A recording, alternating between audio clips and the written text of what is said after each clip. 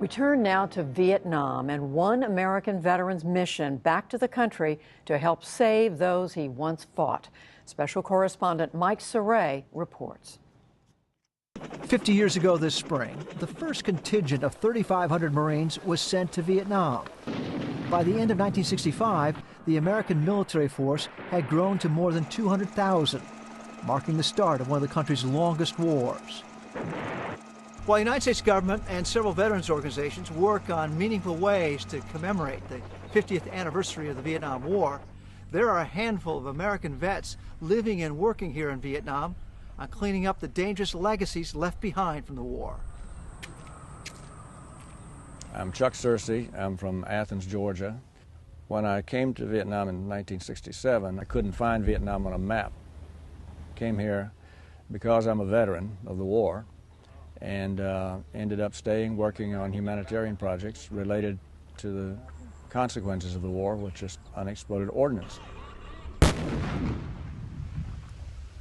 More than 100,000 Vietnamese have been killed or maimed by unexploded ordnance, called UXOs, since the end of the war in 1975.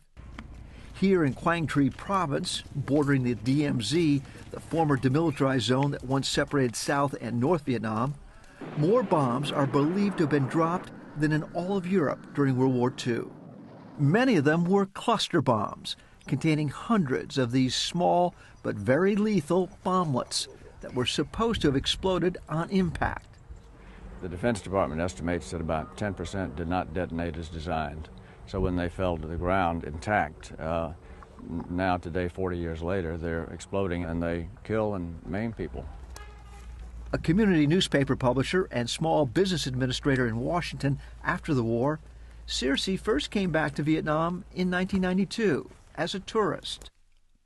He moved to Hanoi nearly 20 years ago to work with American veterans organizations on restoring diplomatic relations with Vietnam.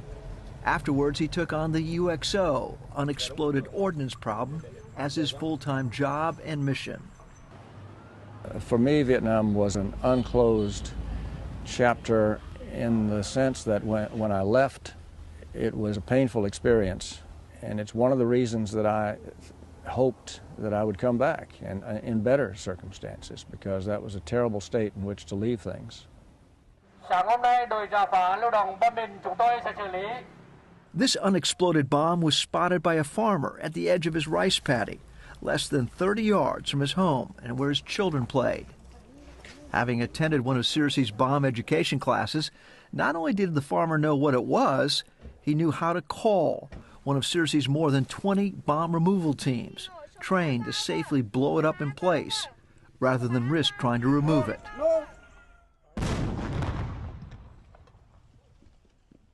Before leaving, the bomb squad found 2 more UXOs in the farmer's field. The seriousness of the unexploded ordnance situation in Vietnam is beyond what most Americans could imagine. We dropped about 15 million tons of ordnance in this part of the world, and in Quang Tri Province, which is the most heavily bombed area in the history of warfare. The province was virtually destroyed. There was hardly a tree left standing when the war was over. Project Renew is what Searcy calls his education and bomb removal operation. Bui Trong Hong, a former North Vietnamese Army colonel and explosives expert, is Searcy's chief tactical officer. Adversaries during the war, they now work together as allies. Anytime we were under bombing mission, the noise, all the earth was shaking and a lot of smoke, stove flying all over the place. Not until the bombing mission was over, then we knew that we were alive. After the war ended, I came back to my school and then I became an engineering officer. The real challenge in Vietnam is not how to clean up every bomb and mine, but how to make Vietnam safe. But that does not mean that every bomb and mine needs to be cleaned up. It means that people have to understand the problem. They have to be part of the process of solving the problem, which is to know how to call in explosive ordnance disposal teams that will come immediately and clean up the ordnance that they found. In addition to their bomb disposal teams, Project Renew has set up educational programs for preventing accidents, along with prosthetic services and occupational programs for the unfortunate victims of UXOs. The management of the problem will have to be continued for a long time to come, but nobody should be killed, nobody should have an accident, should be injured, lose an eye or an arm or a leg in the future.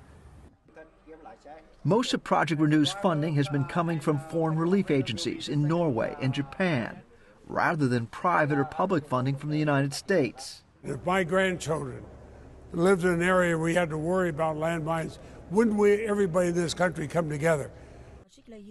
After Senator Patrick Leahy's fact-finding visit to Vietnam earlier this year, Congress has nearly tripled the amount of funding for UXO removal projects throughout Southeast Asia, including Vietnam. After the soldiers and sailors and Marines and airmen go home, we recognize that the hurting doesn't stop. Sam Perez, a U.S. Navy admiral, heads up the State Department's Weapons Removal Office. He's charged with administering this increased U.S. funding to non-governmental agencies, such as Searcy's Project Renew, as well as the Mine Action Group and Peace Trees.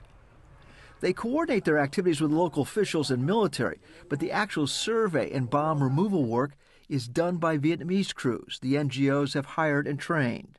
And I think what you're seeing is a tangible action by our government to clean up our brass, to make that right.